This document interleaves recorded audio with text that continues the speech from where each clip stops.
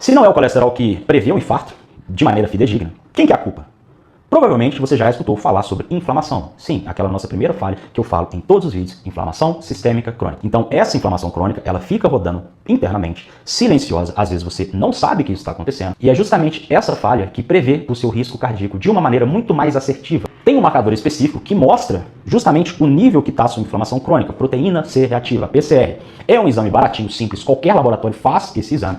Quando esse número ele aponta naquela faixa mais alta, isso está te mostrando claramente o nível de inflamação crônica que você está vivendo. E aí, quando isso acontece, o seu fígado ele responde a essa inflamação, produzindo justamente a proteína C reativa ultrassensível PCR, que você vai ver o número lá no papel.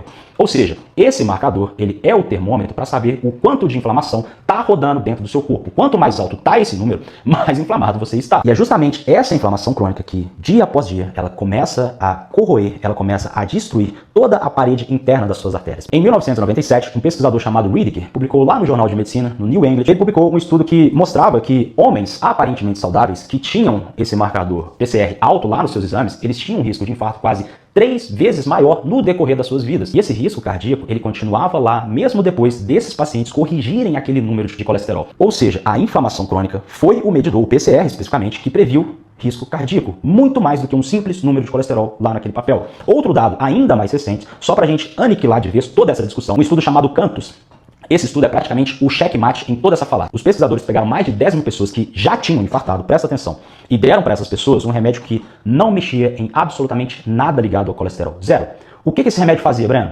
Simples, ele reduzia a inflamação crônica. E adivinha qual que foi o resultado desse experimento? O remédio que nem sequer tocou no número do colesterol dessas pessoas reduziu o número de eventos cardíacos drasticamente. Dá sim para a gente diminuir o risco de infarto, sem nem sequer tocar no colesterol, simplesmente apagando a inflamação crônica que está circulando internamente. É por isso que eu te falei que o colesterol ele não é a história completa, e agora você começa a entender que o problema ele não está simplesmente em um número que está alto lá nos papéis.